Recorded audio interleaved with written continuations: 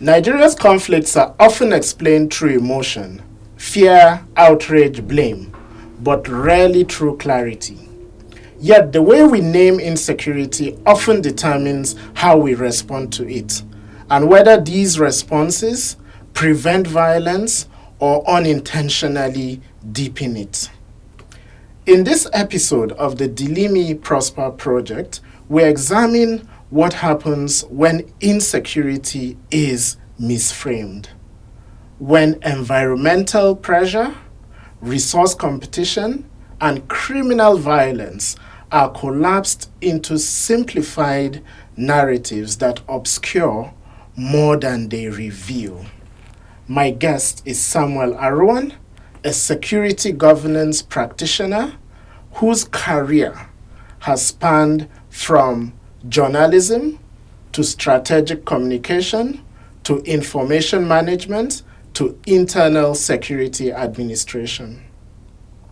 Drawing on that rich mine of experience, we explore why emotional narratives can undermine public policy, how misdiagnosing conflict can lead to failed interventions, and what strategic clarity actually requires from institutions, from the media, and from the public as well. This is a conversation about language as a security factor, prevention over reaction, and how Nigeria and Nigerians can think more carefully about the conflict it hopes to resolve. Samuel Aruwan is a Nigerian security governance practitioner, strategic communication specialist, and former journalist with over 2 decades of experience, spanning media, public communications, as well as internal security issues and administration. He began his career as a reporter and later served as bureau chief for national newspapers, covering governance issues from all over the country, as well as conflict, particularly in northern Nigeria. Samuel Aruwan subsequently moved into public service, serving as senior special assistant to the governor on media and publicity, to the governor of Kaduna State, before moving on to become the pioneer commissioner for internal security in Kaduna State. The portfolio was internal security and home affairs, a role which he held for 2 terms. In this capacity, he was deeply involved in crisis management, called interagency cooperation, intelligence-led governance, as well as the de-radicalization and reintegration frameworks. Samuel Aruwan holds a master's degree in strategic communications and has received advanced certifications and professional training in fields such as counterterrorism, conflict transformation, and critical infrastructure protection.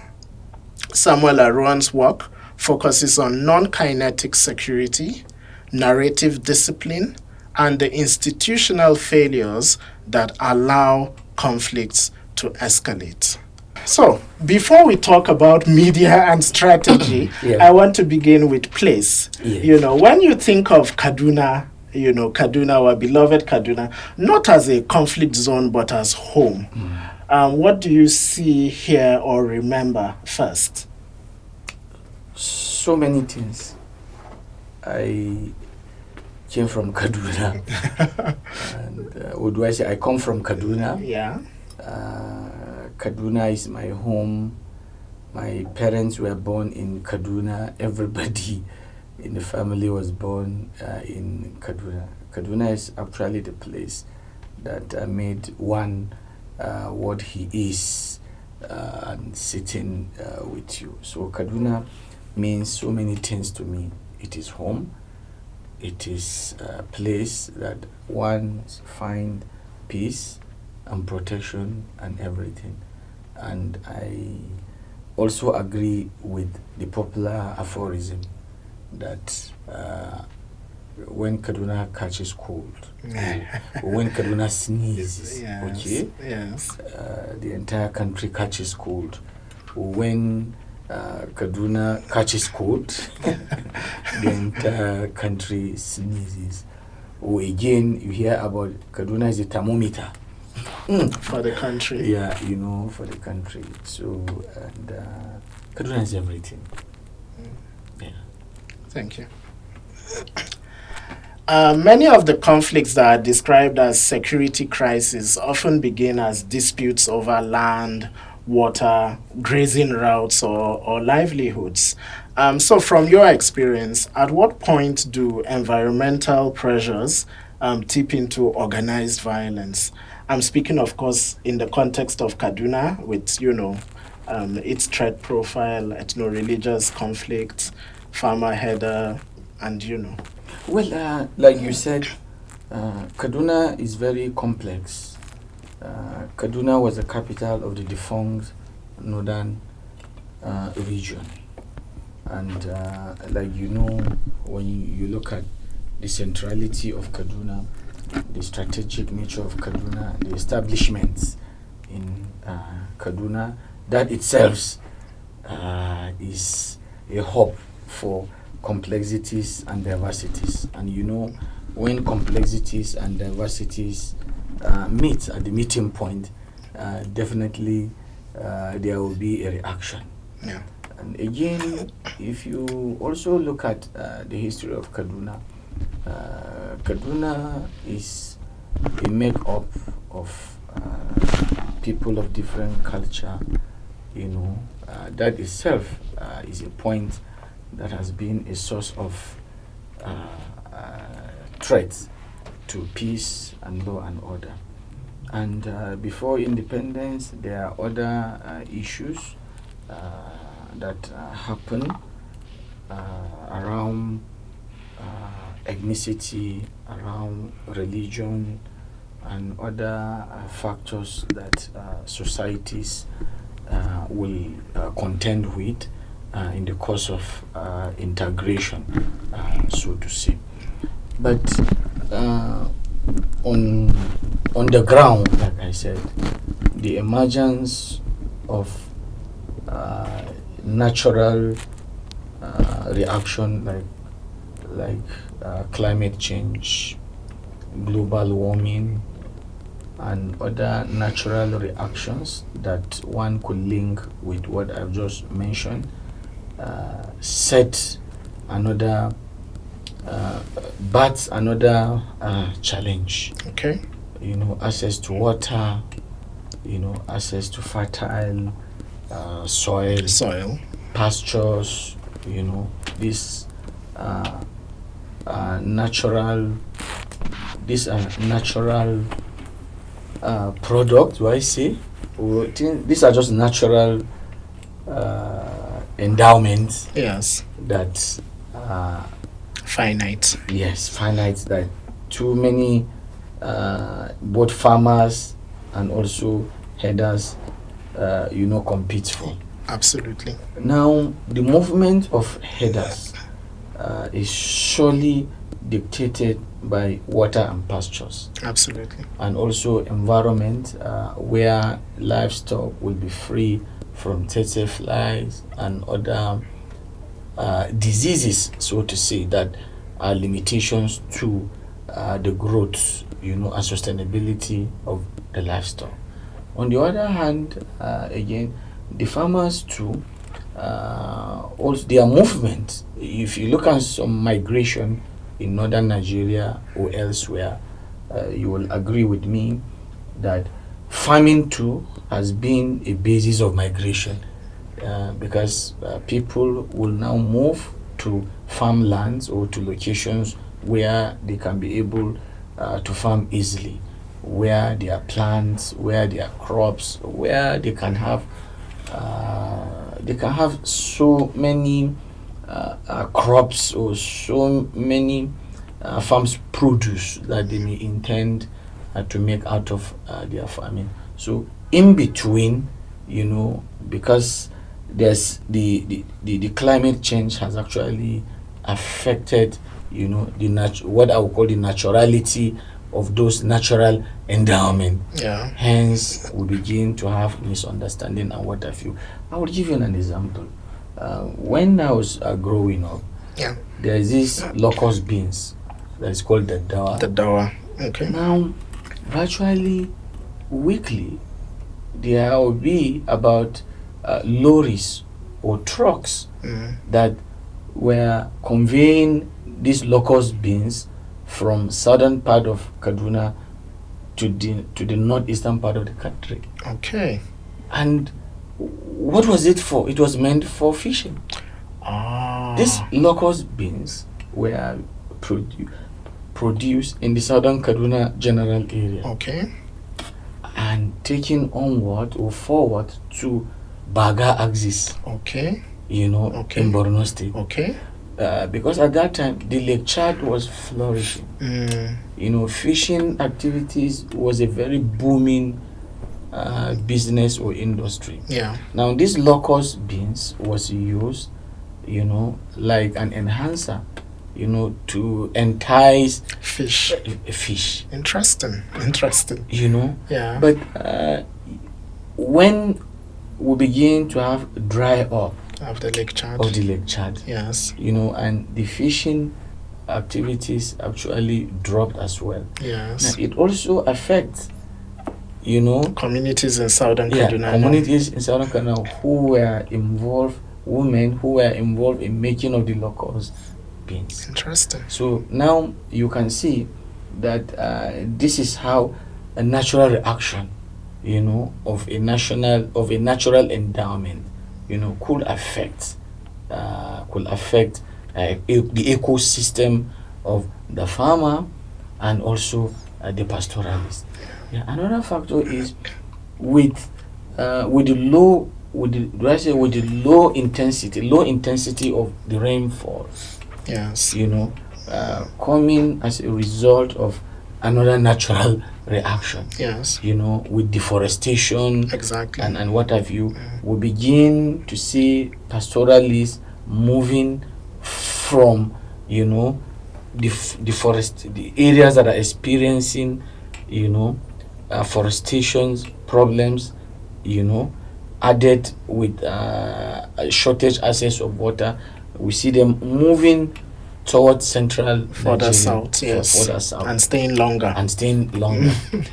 And in between time, this migration overwhelmed, the limited access to water, and the limited pastures, and that itself becomes a conflict, So, and again, even beyond Nigeria, going forward deep into the Sahel, because there's a water crisis in the Sahel. The River Niger. We saw another movement of the transhumance headers.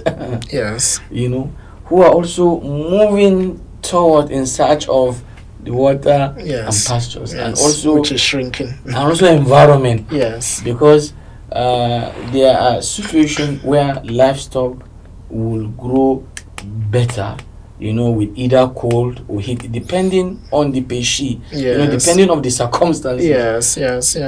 So because they are moving in search of comfort, so to say. Yes. Because the livestock in this context is very important to the pastoralists. So in between movement, you see them. You see a lot of conflict emanating as a result of some of these issues that I mentioned. And again, policy makers or leadership that could have dealt with these problems, you also realize that they have limited understanding of where this problem is coming is coming from. And don't forget, in the beginning, I have also talked about the fact that we were sitting on top of existing challenges, fault lines. You have issues related to ethno-religious issues. Differences. You also have issues around indigene and settler dichotomy. And many more. We also have issues, fault lines that you can link to history, where Absolutely. this particular ethnic group, is accusing another ethnic group of whether cultural domination Awesome. or political marginalization, Yeah. and what have you. So these are some of the issues, that actually overwhelm leadership. Leadership at all levels. Not one is not limiting this to maybe state leadership, State governments.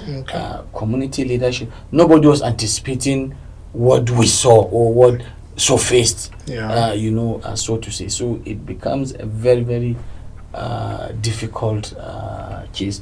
And even if you check it from the health sector as well, there are other factors, that came with the climate change, whether global warming. We hear issues about emission, carbohydrate. Yes. A lot of issues that are related to that, which also affect our well-being and health. So to come to a close, these challenges that we are facing from climate change covers so many aspects of our life. At times you go to the airport, you hear of flight cancellation, being delayed and all which that. is linked to weather, and and what have you. Again, you also you plant ginger, for instance, in southern part of Kaduna. Within the last 2 years, we heard about farmers who actually invested so much in ginger. Unfortunately, there was this outbreak of a certain is it termite or disease? Yeah, there was a disease outbreak. Yeah, there was a disease outbreak that really affected, a bumper harvest they were expecting from the ginger. So issues related to weather, environment, climate, has multiple implications. Yes, they can also make livestock to be very expensive. True. Adding more pressure. And it will also add. It will make the product, the price to be so exorbitant. So you begin to wonder what exactly it is. Yeah. So it's something that is cumbersome, and is very cumbersome, very complex, with a lot of ripple effects that it caused. Yeah, so I'd like to take from what you said. So some of these things are environmental stress, and environmental stress is long term. Yes. Yet the political responses to environmental threats often tend to be short-term responses. Yes. So how does this mismatch affect the way governments in North Central and Northwest Nigeria respond to resource-based tensions? Well, if you look at it generally, in this part of the world, you will agree with me that Africa as a continent was late in reaction, in issues related to environment, climate change, in comparison with Europe, America, and other continents. Yes. Because they invest so much in research, they invest so much in foreseeing negativity that could come in the future. Yes. So they've been able to plan their early warning systems. They've been able to plan very well. You can see that 15-20 years ago in the United States, they are actually talking about gas flaring. How did they control it?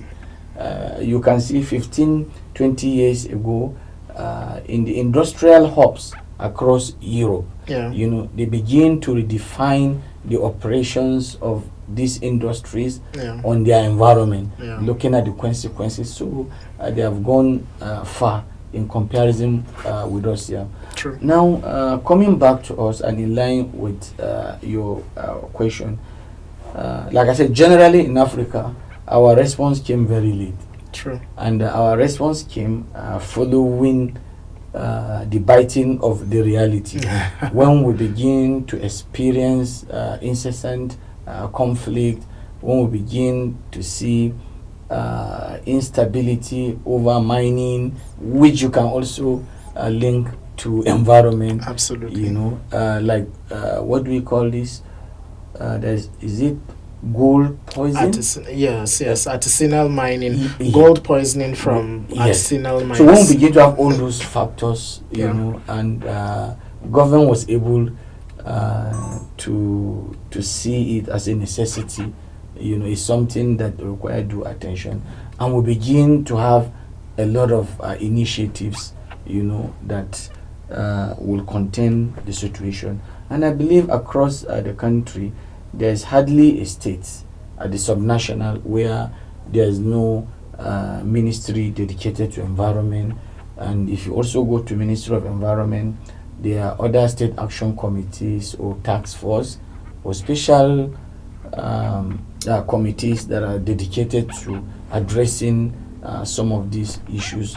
You can see Nigerians' participation in so many fora across COP20. COP. Yes, we've seen a lot of things. Yes. There has been a lot of action committees, at the federal and at the subnational level, like I mentioned. And again, if you see what is happening in the rural northern Nigeria, or rural Benue or rural Plateau and Kaduna, again, you will also agree with me that the people, the locals there, are also waking up. They are also taking measures, as they are also taking measures and advisories, towards securing of environment. Okay. And government is also doing so much about the issue of access to water,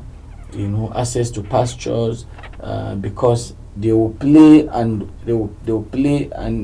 a significant role in the reduction of conflicts that are occurring as a result of the intense competition over water pastures. That's true. You've written on several occasions about Nigeria's internal security crisis, particularly on the issue of banditry, which you have had extensive experience of in Kaduna. It's often framed through emotion rather than clarity. So this is my question. What do you mean by an emotive narrative in the context of our insecurity? Okay, when I was talking about reframing narratives of Nigeria's banditry, the need for us to move from emotional narrative to strategic clarity. What I'm trying to say is, let's look at the problem from its roots. Let's look at a problem beyond ethnic profiling, beyond identity. Let's look at problems from the root, like I said, and how we can be able to come together and solve the problem. Because the media is very strategic. Media is everything. Media is key.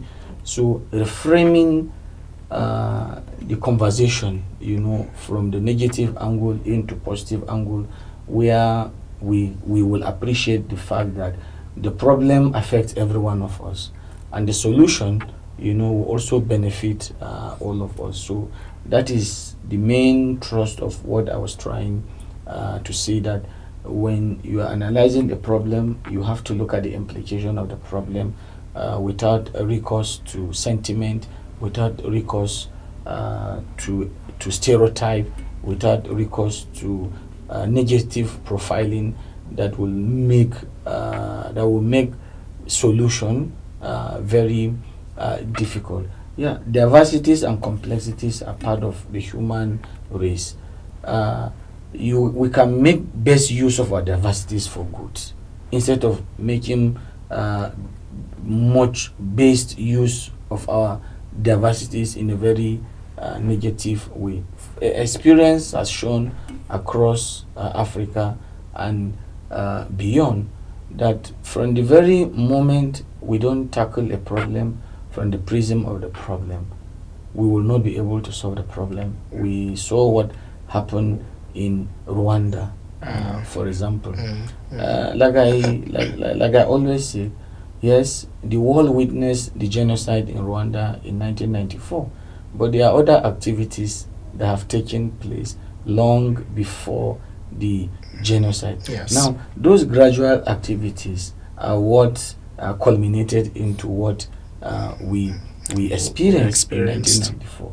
So, better you face a problem, rather than recourse to emotional narrative that only appeal to sentiment and other prejudices and biases.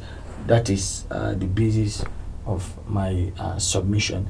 And if you also look at conflict generally that we're experiencing in central Nigeria, we've not been able to find a permanent solution because we are all driven on one lane of emotional narrative, yes, where people are speaking, not looking at the solution from the benefit of all. People are looking at the solution and problem, absorbing their own sentiment and prejudices, and we cannot be able to move that way. And in that piece, I was able to also come up with past histories that have shown that communities who are after each other's throat at the moment have a long history where they cohabit, they respect one another, they cooperated together many years ago, at a time where there wasn't advancement like we now have. Because when you look at the advancement in science and technology as it is today, you can't compare it with the way it was 50 or 100 years ago. So if people that lived 50 years ago, 100 years ago, with so many limitations, were able, to understand one another, and live, though with challenges, but the bloodshed, that we are witnessing, in 21st century, is beyond what one can imagine. So what we are trying to say is, let's have an empathy communication. We should all understand that whatever that happens to you is directly linked to me. Let me also think that way. There's no point for me to feel that my race is higher than yours, I'm more important than you. No. Let it be like what the Americans will say, we are all one, nothing about us without us. Absolutely. So there's a sense that journalists and policymakers, state policymakers, are often talking past each other. Yes. Journalists are saying one thing, government officials are saying another thing. You have moved from journalism and conflict reporting into the center of state security coordination in Kaduna State. So my question is this. How did this transition change how you thought about language, not just policy, the language itself of communicating? And were there phrases that you stopped using when you entered government? How did you manage to pull off a successful tenure? Well, for me, looking at where I come from, I was born in Kaduna, like I said, and I came from a mixed community. Okay. And very early, I have contacts across all the boards. And coming to family, so to say, my two parents came from one of the most popular ethnic groups after Hausa in Kaduna State. Okay. And my stepmother also comes from another populous group. And my grandmother on my maternal side is also coming from another populous, another group, so to say. So for a very long time, while growing up and coming up to become a journalist again, it has really shaped one.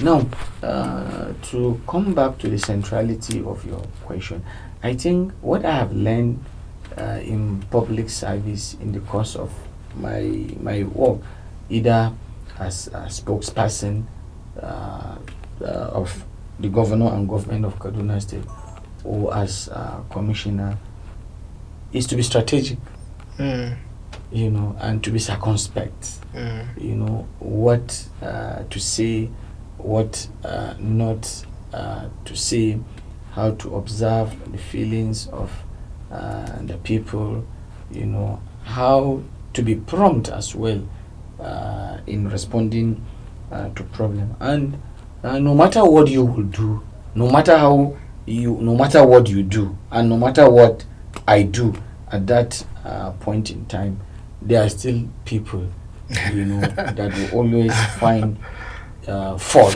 with what you do. And some people want you to take a side.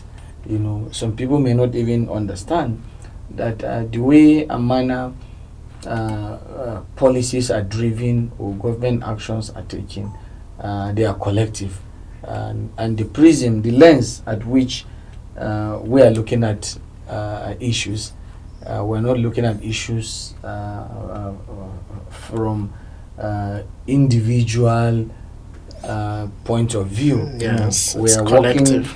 We are working collective with empirical evidence. Now, if you look at Security Council, now Security Council is only presided by the governor of a state. But the members of the Security Council, especially the heartbeat of the Security Council, is the core security that comes from the military, the police, the Department of State Services, and other paramilitaries. Now, these are agencies that are involved in operations and also intelligence gathering. Now, intelligence and operational feedbacks are put on the table, you know, to be seen within the lens of doing what is right, so I have to find a solution. It is not about your ethnicity, it is not about your religion, it is about the human life, it is about statutory state responsibility that is on the shoulders of security agencies and government to ensure that there is law and order. So this is basically how it is being run. There is no government that will want citizens to be in danger. You know, there is no government that will not be alive to responsibility on the basis of sentiment and what have you. But then, no matter what you do, there are still a section, there are still individuals, there will still be groups who will not be happy with you. So, working as the liaison of Kaduna State Government and security agencies in the area of internal security of Kaduna State in the time that I served was quite challenging. It was quite demanding. You know, you come a lot of under stress. You know, there are so many things to respond to. You can't sleep early, and you also have to wake up very early. Okay, you know the time that once you are at work. You really don't know when you will call it a day. It's something very emotional when you also look at what you have to go through. Imagine one day at around 2:30 a.m. You know, I got a distress call from a traditional ruler. You know, whose house was surrounded by bandits. Oh wow! And he sneaked into the roof, you know, to call me, and was struggling to speak. And he was telling me that if I don't hear from him again, oh dear, he's no more, because bandits have just circled his house, and I could hear them. I could hear the gunshot. Oh dear! So you know, imagine that situation just it's heartbreaking. It broke me completely, and I got across through the military formation that was very close to that location. Yes, I got across to them alongside with the police, and the feedback they gave me was, well, Commissioner, you know the environment, you know this terrain very well. Before we could get to this very location, the lease is about 1 hour 30 minutes. Oh wow! And this is night, you know, it is still dark, and we can run into ambush and what have you. Yes. So it's just Heartbreaking. It's just heartbreaking. And at the end of the day, he made it. Oh wow! You know, Thank God for that. So, but we have to pull him out from that very. Then there is so many things that when you remember, you know, it's just there's a musician who sang a song and said that there are days that he wants to remember, and there are days that he doesn't want to remember. You know, like the attack on the Kaduna bound train. Yes. Is a day that I don't want to. I don't want to No. remember. No. You know, there was another boy whose father was shot. You know, and the bullet penetrated through the father and hit the boy. Oh dear. He was minor. Oh dear. And I rushed the boy to Borodiko teaching hospital in Kaduna, you know, and I was hoping that he will made it. So when doctors started attending to him, I left to catch up with another emergency at the Air Force base. So I was very close to the base when I got a call that the boy did not. Oh dear. So there are a lot of stories. There's a story of a community leader, you know, who kept on telling me that his life is a danger by virtue of the fact that he has been supportive to security agencies who are working in the general area that he superintends, so to say. So anyway, we now made an arrangement where he was living somewhere, but in the morning he will leave where he was at that time to the community, to his own community. So one morning in the forest, you know, the bandits got hold of him. Oh dear. You know, kidnapped him and subsequently executed. So there are moments that, you know, there are moments that are so, that will make one so emotional, and there are also moments that you also feel that all hope is lost, despite all the sacrifices, despite all the best that you have given in. You know, you will just hear another narrative that is completely off the truth of the thing. So it's also very, it's also quite challenging. Then there are also moments where you are in the thick of the problem. One day, we were traveling to a particular frontline location in Kaduna State with the military. So maybe 20 or 25 kilometers to that very location, suddenly we came under attack. Oh dear. You know, Oh wow. I could see how the troops were they were at their best. You know, there was panic. You know, some of our drivers who are civilians, they have never experienced. They've never seen this. You know, all of us we have to go to the ground to take cover. Wow. You know, so but we made it. So and on and on and on. So I have so many examples of this, especially for me.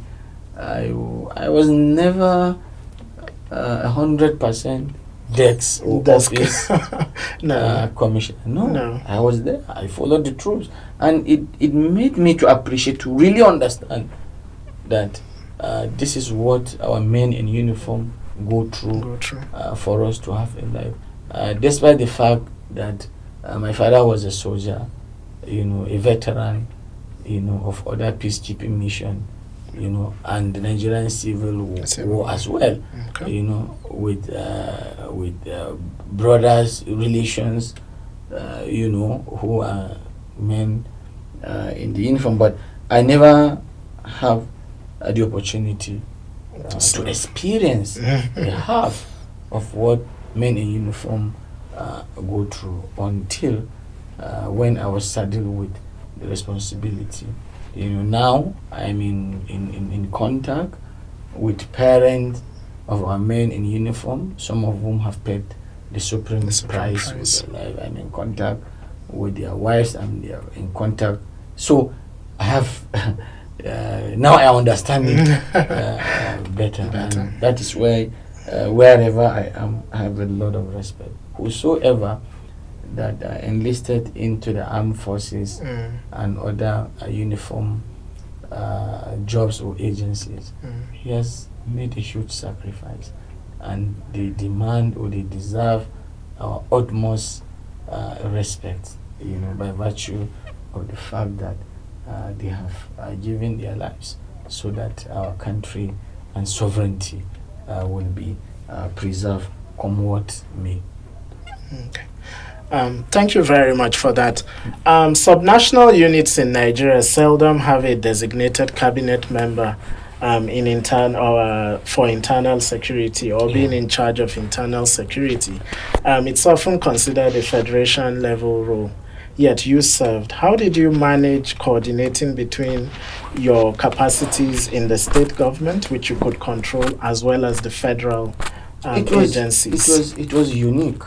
It was unique, and it was interesting. Before the creation of a ministry dedicated to security at the state, at the state level, at the subnational, the secretary to the state government used to, be the liaison between the state government and security forces that are operating in the state. And at that time, in that arrangement, the state government is not involved in intelligence gathering. The state government is also not involved in other classified activities. All aim at enhancing security. What used to happen is there's a security council. The state government will be briefed about what the action agencies, unraveled. There was no clear-cut coordination, and there was also conflict. What citizens will say is different from what other citizens will say. There is a kind of diametric opposite. There was no coordination. There was no coordination of the government side. So now, when the ministry was created, the ministry was given about 3 to 4 clear mandates, and it was gazetted. And it was one has to do with liaison with security agencies. The other has to do with coordination of intelligence gathering, coordination of internal security, and home affairs aspect of it. And there was also key performance indicators, meaning that it was well carved out. So now, what we do, the state was also generating intelligence. We also invested massively in setting up human intelligence networks across the state. And every day we're doing intelligence collection. As we are collecting intelligence, we're documenting the intelligence. As we are documenting this intelligence are forwarded to the action agencies. So just like you have a news agency in the media, where the news agency will have subscribers. So what we are also doing in the ministry was, as we are collecting intelligence, we are also filing this, disseminating this intelligence to the agencies, and we also map out the entire state. The footprints of security forces can't cover every aspect of the state. That is true. So we also create access. We are also accessible. Now within the traditional cycle or the traditional institutions, we also have an arrangement where whatever that is spotted from an area, all areas falls under chiefdom or emirate, under district, village head, ward head. So we have all these settings. So all these information flows. And in the ministry, we also set up communications room, communications operations room. Now, wherever citizens are, whether they are in Wasa in Sanga, whether they are in Kuyelo in Benungwari, whether they are in Kutura in Kajuru local government, Cameroon Chawe in Kauru local government, Damakaswa in Kauru, wherever they are across the state. Once you have an information that, I have noticed an unusual movement of some people, once you report to the control room, wherever I am in the world, I will get to see whether by phone, whether by message. Now, when I see this message, I'll quickly process the message. I'll quickly process the intelligence and quickly share the intelligence to agencies. I'll give you an example. One day in 2023, I just entered Abuja. On entering Abuja, then I saw a distress message coming from a particular area that I will not mention. Of course. So immediately when I saw that message, what I need to do was to just quickly, I know who the message should go to. The Air Force. By virtue of the terrain. And the message goes there. After 1 hour, 30 minutes, there was operational feedback that we could see that Air Force went there have done something. and they have done something. So, and the managing internal security again has to do with you being diplomatic. Because dealing with military, with police, with intelligence agencies, you have to earn their trust. Absolutely. You have to respect them. Absolutely. You have to value them. I don't wait in my office to say that I will make a phone call to someone. I have to be there when there's a problem in the barracks that is linked with troops who are part of internal security operations. I have to be there. To show empathy, whether to rejoice or otherwise. So, and with that, we're able to win confidence. Trust. So these are some of the things that we did. We're very responsive at all events that is related with security forces.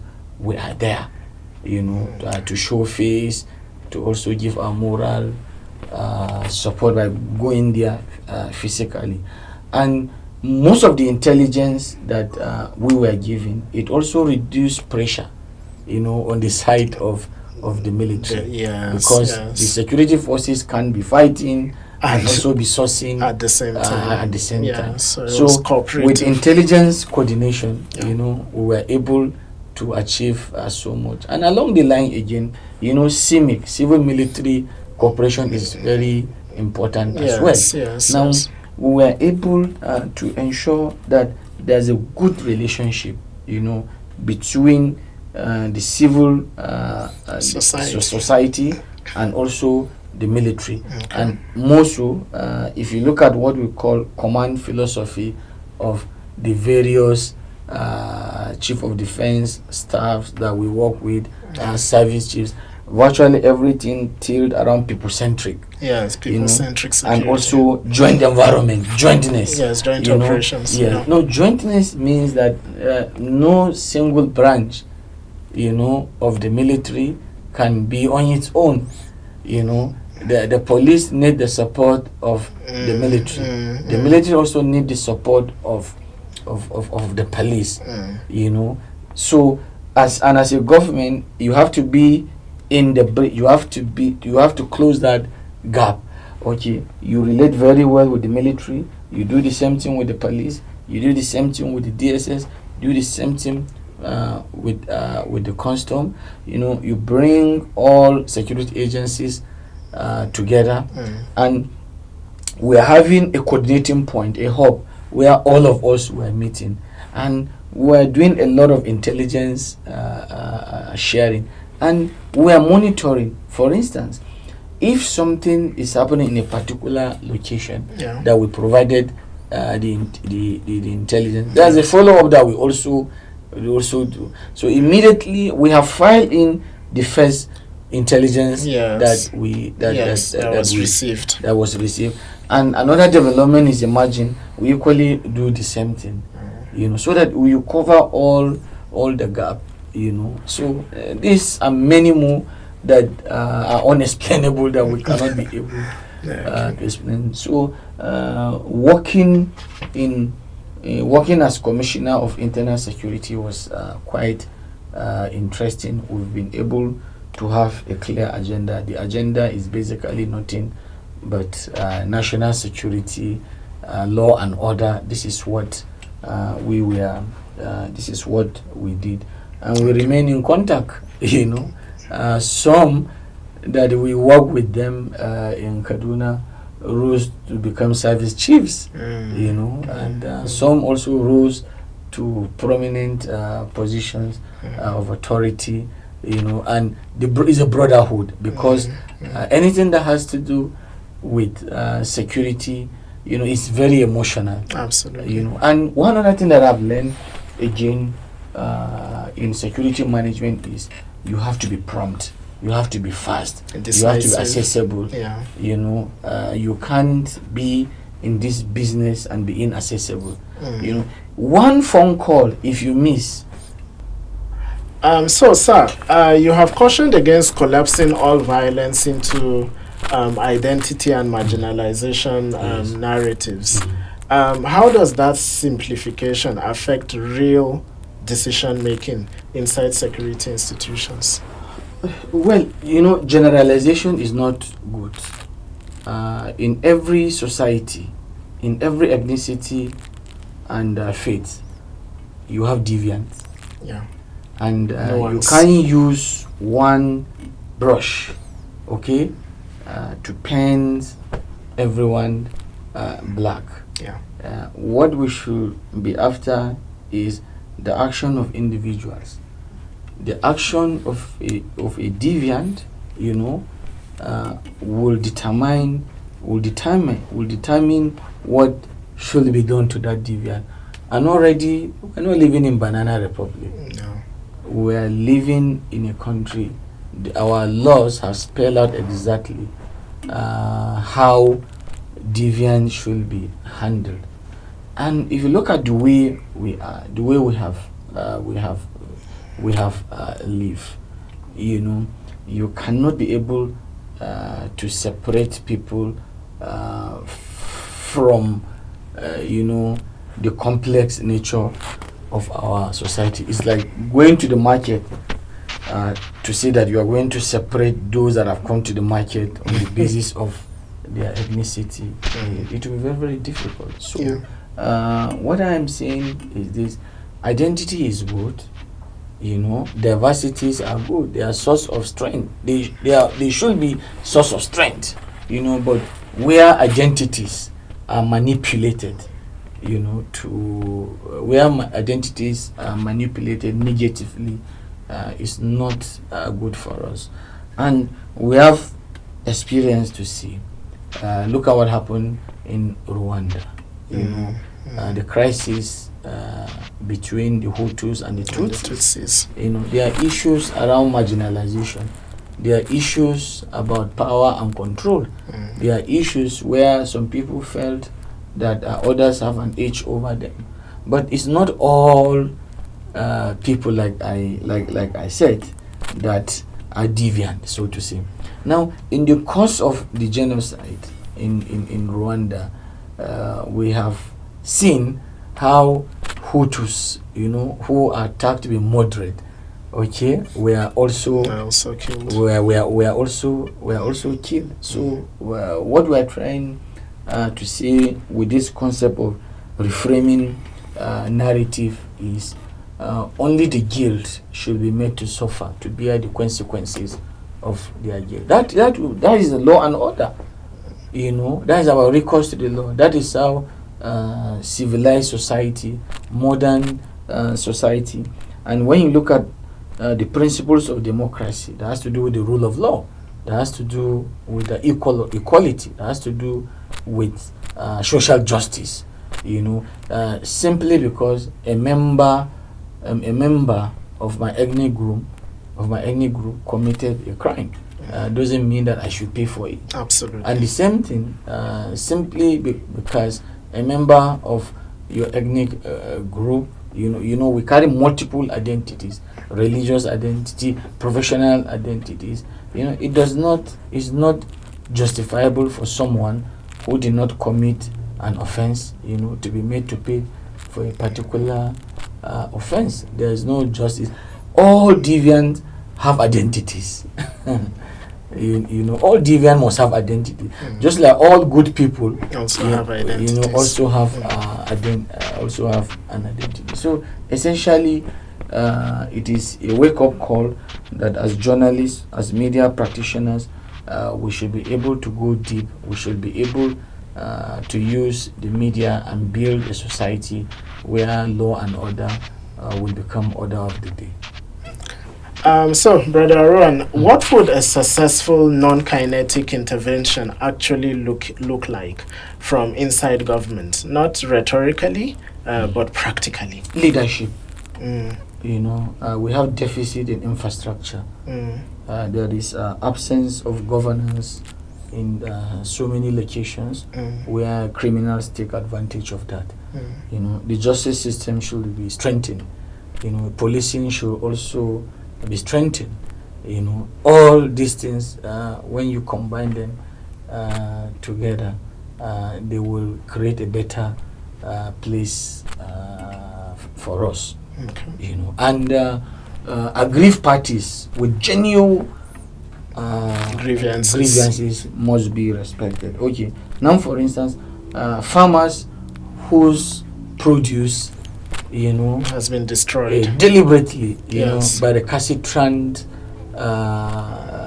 pastoralists. Yes. You should be able to listen to them. Yes. And give them justice. On the other side, again, legitimate cattle owners, whose cattle have been rustled or poisoned, or poisoned, or who suffer the brunt, simply because the identity of some criminals is traceable to their own identity, and they are made to suffer. We should be able to have redress. Redress. Everybody should be treated fairly. So these are the larger scope of non-kinetic. But again, those who have taken kidnapping of Nigerians, cattle rustle, illegal mining, arms trafficking, and drugs peddling, exposing citizens into excruciating situation, who have made an economy out of banditry and terrorism. The laws are very clear, yes, as to how to go about law enforcement. How to go about them is very clear. So young people now shape narratives faster than institutions can respond. Yeah. What responsibility should they carry in either stabilizing or inflaming conflict environments? No, we have to work very hard so that we influence the young people, so that they should carry a positive narrative. Now, when you look at our demography, a majority that constitute our demography are young. Yes. The young. The youth people. bulge. Yeah. So, and the consequences of the youth bulge if you don't manage them well. Yes. You saw what happened with the Arab Spring. Yes. You see other social unrest in other parts of countries. In other countries. So we need to catch them young. We don't need to leave them slip off our hands. You know, they need to be empowered. They need to undergo a certain reorientation to see the importance of Nigeria as a country, the benefit of staying together, the benefits of staying together, sharing our brotherhood together, like our anthem, like it is in our anthem. So we need to do a lot, and we also need to give them hope, because when you look at the negative narrative, of the youth bulge, there's no hope. That's what the narrative is trying to say. Tries to push. The narrative does not support hard work. The narrative is saying that, you can only succeed if you have connections. The narrative is saying that you'll be hearing some aphorisms that who could help. What they're saying is now who connection help. Yes. And you see, the monetization and commercialization of our society also no good. We are shaping our societies with a belief that only when you have money, that is when it matters. Everybody is important. Let's shape the narrative that with hard work you have no limitation. With hard work, wherever you come from, irrespective of your situation, irrespective of who your father is, whether your father is prominent or not prominent, whether a son of a driver can rise to become someone very prominent in the society. This is how we build a society.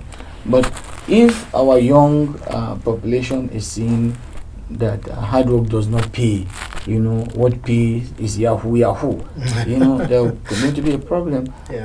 Recently, I'm studying something, in Kaduna. There is a certain drug that is being produced by young men in Kaduna. It's called Colos.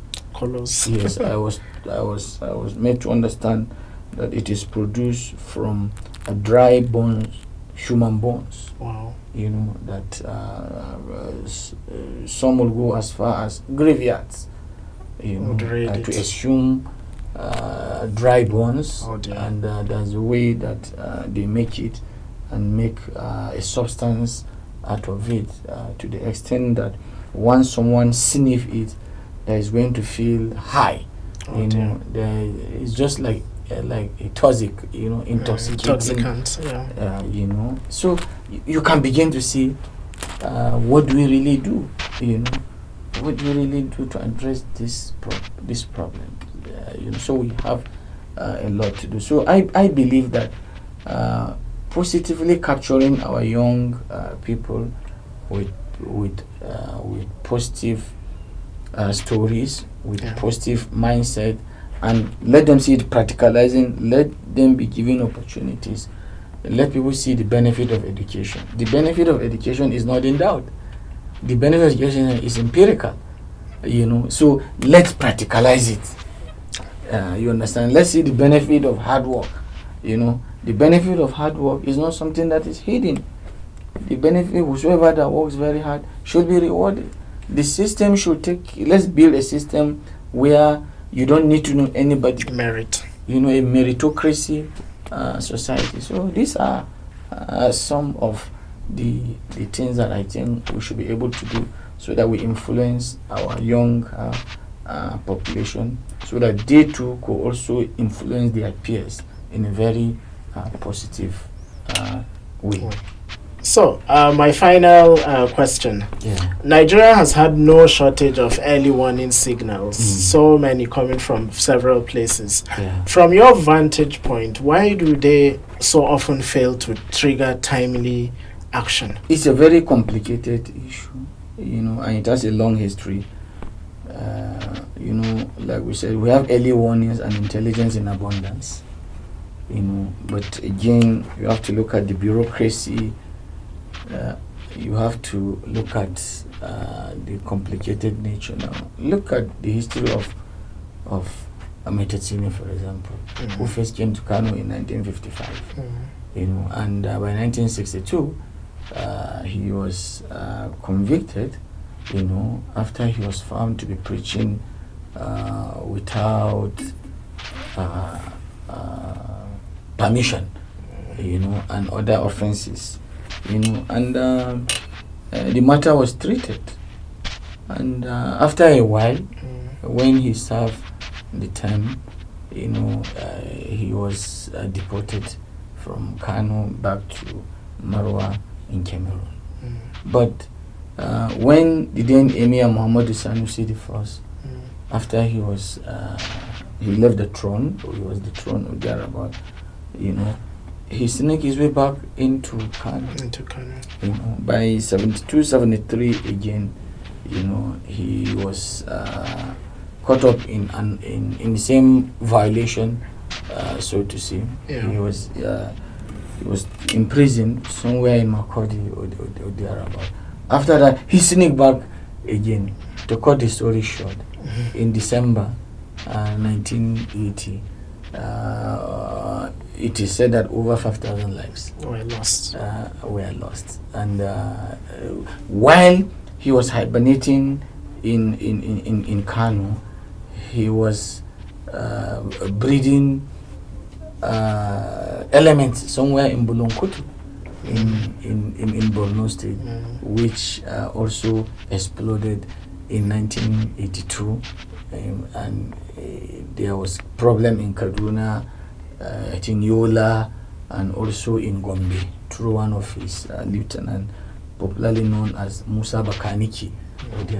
And the same trend, if you look at what happened with the insurgency that we are battling now, there were signs that something unusual is coming, but so we need to be responsive citizens, to support our security forces, to also support government, not to be tolerant of elements who will later turn out to be threats to national security and stability. For instance, if you read the book authored by the former Chief of Defense Staff, General Loki Irabo, where it was estimated that over 2,700 officers and men of the armed forces died,